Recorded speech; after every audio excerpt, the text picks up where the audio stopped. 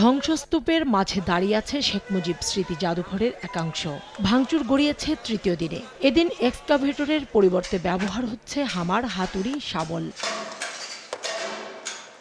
শুক্রবার হওয়ায় ঢাকার আশপাশ এমনকি দূর দূরান্ত থেকে অনেকেই দেখতে এসেছেন মুজিবের ভাঙা বাড়ি। স্মৃতি হিসেবে ছবি তুলে রাখছেন অনেকে, বলছেন যা কিছু হচ্ছে তার দায় মুজিব কন্যা শেখ হাসিনার। হাসিনার সরকার ভারতে বসে যে একটা নীল নকশা বাস্তবায়ন করার চিন্তা ভাবনা করতেছে, আমরা ছাত্র জনতা ঐক্যবদ্ধ ছিলাম, আছি, থাকবো ইনশাআল্লাহ। ভবিষ্যতে কোনো সরকার যেন এমন ঘৃণিত কাজ না করে, এটার মাধ্যমে সে বুঝতে পারবে যে তার কতটা ক্ষতিগ্রস্ত এবং খারাপ করেছে। এখানে যেই জিনিসগুলো ছিল এগুলা ভেঙে যাতে আমরা এমন একটা জিনিস তৈরি করতে পারি যেটা আমাদের প্রজন্মে পরিবর্তিতে সেগুলো যাতে মনে থাকে। জীবনের ঝুঁকি নিয়ে কংক্রিট আর আসবাব পোড়া ছাই উড়িয়ে লোহালক্কর কুড়িয়ে নিচ্ছেন কেউ কেউ, আবার কেউ ফ্যাসিস্টের চিহ্ন সংরক্ষণ করতে সঙ্গে নিয়ে যাচ্ছেন ইটের টুকরো, এমনকি কয়লাও। এই উঠাকাল যেগুলো সব দুর্ঘটনা করতে পারে, আমি মনে করি এটাকে না রেখে পুরোপুরিভাবে এটাকে মিশিয়ে দেওয়া উচিত। গণ অভ্যুত্থানের একটা ইতিহাস, বাচ্চাকে নিয়ে একটু সাক্ষী হলাম, বাচ্চাও শিখবে ভবিষ্যৎ। ক্ষমতাচ্যুত প্রধানমন্ত্রী শেখ হাসিনা ও আওয়ামী লীগের পুনরুত্থান ঠেকাতে